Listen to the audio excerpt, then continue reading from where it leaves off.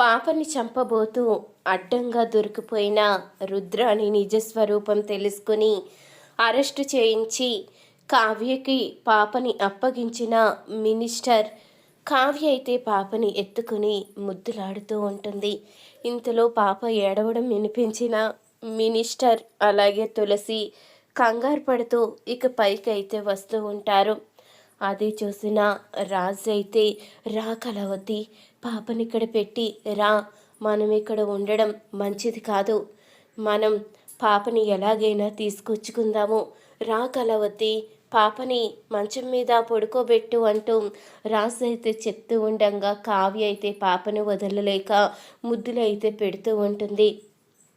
కావ్య, నీకే చెప్పేది, రా, మినిస్టర్ పైకి వస్తే మొదటికే మోసం వస్తుంది, మన పాపని శాశ్వతంగా ఎక్కడికైనా దూరంగా తీసుకువెళ్ళిపోయే ప్రమాదం ఉంటుంది, మన పాపను మనం దక్కించుకోవడానికి ఇది మంచి సమయం కాదు, రా కళావతి అంటూ కావ్యనైతే రాజ్ బలవంతంగా తీసుకుని వెళ్తాడు. అప్పుడే ఇంతలో తులసి అయితే పైకి కంగారుగా వస్తుంది.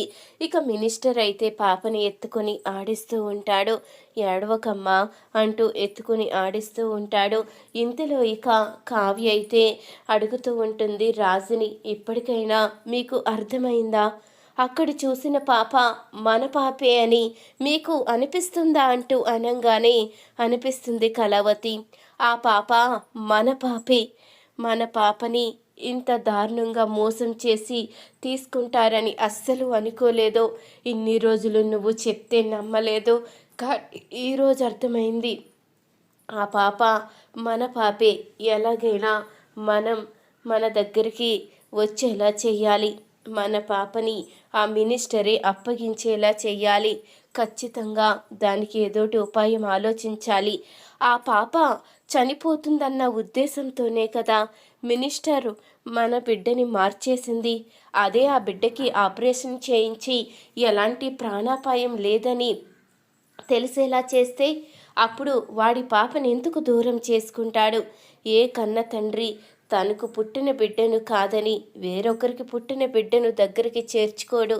కాబట్టి మనం ముందు ఇటువైపు నుంచి వెళ్దాం కళావతి, బిడ్డకి ఆపరేషన్ చేయించడమే మంచిది అంటూ ఇక రాజ్ అయితే డాక్టర్ని అయితే కలుసుకుంటాడు.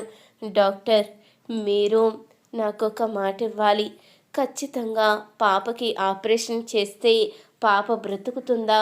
ఈ నిజం మాత్రం నాకు చెప్పండి అంటూ అనంగానే, సార్, అదంతా ఇక ఆ దేవుడి పైన ఆధారపడి ఉంటుంది, చిన్ని పాప కదా, 15 రోజుల పాపకి ఆపరేషన్ అంటే మీరే ఒక్కసారి ఆలోచించండి, పాప బ్రతుకుతుంది అని చెప్పలేము, అలాగని బ్రతకదని చెప్పలేము అంటూ అనంగానే, డాక్టర్, ఇప్పుడు మా పాప తిరిగి రావాలి అంటే ఖచ్చితంగా ఈ పాప బ్రతకాలి, ఈ పాప బ్రతికి అసలు నిజం వాళ్ళకి తెలిస్తే నా పాపను నాకు అప్పగిస్తారు, దయచేసి మీరే ఎలాగైనా ఈ పాపకి ఆపరేషన్ చేసి బ్రతికేలా చెయ్యాలి అంటూ అనంగానే, ట్రై చేస్తాను కావ్య, సాధ్యమైనంత వరకు ప్రాణాలు పోయడానికే చూస్తాం కదా, ఇక మిగతాదంతా ఆ దేవుడి దయ, ఖచ్చితంగా ఈ పాపకి ఆపరేషన్ చేసి బ్రతికేలా చేస్తాను అంటూ డాక్టర్ అయితే చెప్తూ ఉంటుంది.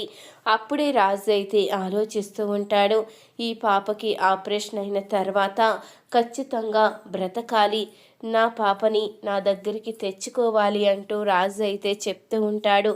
మీరు కంగారు పడకండి రాజుగారు, ఆ మినిస్టర్ ఎంత దుర్మార్గుడైనా తను ఒక కన్న తండ్రే కదా, తన పాప క్షేమంగా ఉంది, ఎలాంటి అపాయం లేదు అంటే ఖచ్చితంగా తన పాప గురించి వచ్చి తీరుతాడు, ఈ విషయంలో మాత్రం ఎలాంటి సందేహం లేదు అంటూ డాక్టర్ అయితే చెప్పంగానే రాజు అయితే ఇంట్లో వాళ్ళందరికీ కూడా నిజాన్ని అయితే చెప్తాడు. రేపే పాపకి ఆపరేషన్ చేయించబోతున్నాను అంటూ అనంగానే అందరూ కూడా షాకే చూస్తారు. ఇప్పుడు ఆపరేషన్ ప్రమాదమేమో రాజ్ అంటూ అనంగానే, లేదు డాడీ, పాపకి ఆపరేషన్ చేయించకపోతేనే ప్రమాదం, తనకి ఆపరేషన్ చేయించి తీరాలి అంటూ రాజ్ కావ్య ఇద్దరూ కూడా నిర్ణయం అయితే తీసుకుంటారు. ఇంతలో రుద్రానికి రేఖ అయితే ఫోన్ చేసి జరిగిందైతే మొత్తం చెప్తుంది. అంటే ఆ పాపకి ఆపరేషన్ చేసి బతికించాలని చూస్తున్నట్టున్నారు. అప్పుడు ఈ మినిస్టర్ తన దగ్గర ఉన్న వాళ్ళ కూతుర్ని ఇచ్చేస్తాడని, అలా జరగడానికి వీల్లేదు. ఈ పాప అంటూ అడ్డు లేకపోతే వాళ్ళు ఎన్ని ప్రయత్నాలు చేసినా ఇక ఎలాంటి లాభం ఉండదు కదా, నేను చూసుకుంటాను, ఈ పాపని లేకుండా చేస్తాను అంటూ రుద్రాణి అయితే నిర్ణయించుకుంటుంది. ఇక మరుసటి రోజు ఉదయాన్నే రుద్రాణి అయితే మినిస్టర్ ఇంటికి వెళ్తుంది. ఏంటి రుద్రాణి, పొద్దు పొద్దున్నే వచ్చావంటూ అడుగుతూ ఉంటాడు మినిస్టర్ అయితే. ఏమీ లేదు సార్, ఊరికనే ఏం చేస్తున్నారో చూసిపోదామని వచ్చాను. అవును, పాప తులసి మేడమేరి అంటూ అనంగానే వాళ్ళిద్దరూ పైనున్నారు అంటూ చెప్తూ ఉంటాడు మినిస్టర్ అయితే. ఇంతలో మినిస్టర్కి ఫోన్ కాల్ రావడంతో ఇక బయటికి వస్తాడు. ఇంతలో రుద్రాణి అయితే మెల్లిగా పైకి అయితే వెళ్తుంది. ఇక పాప అయితే గదిలో పడుకుని ఉంటుంది. తులసి అయితే వాష్రూమ్లో ఉంటుంది.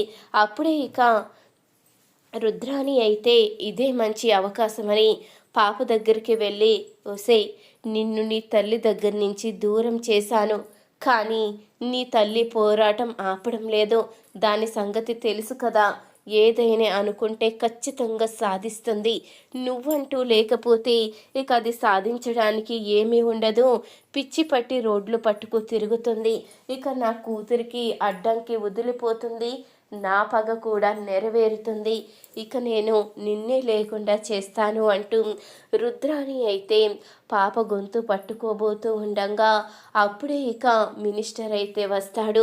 ఇక మినిస్టర్ అయితే ఆగు రుద్రాణి అంటూ అరవంగానే రుద్రాణి అయితే ఒక్కసారిగా షాక్ అవుతుంది.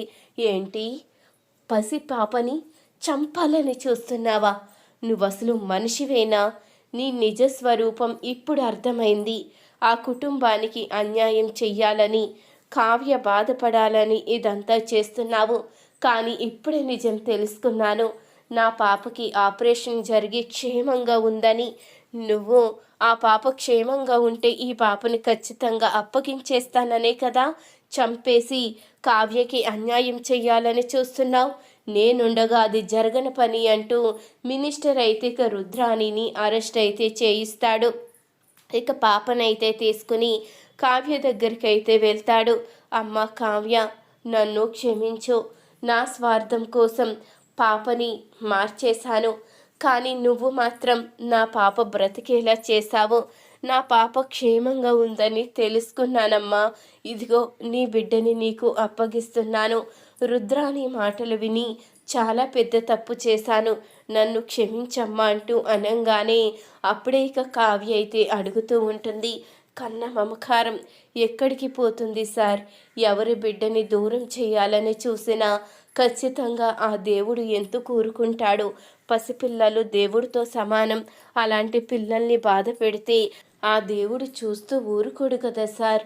మీ తప్పు మీరు తెలుసుకునేలా చేశాడు అంటూ అనంగానే, అవునమ్మా, నా తప్పు నేను తెలుసుకున్నాను, నన్ను క్షమించమ్మా, నీ పాప నీకు అప్పగిస్తున్నాను అంటూ కావ్య పాపని కావ్యకైతే అప్పగిస్తాడు.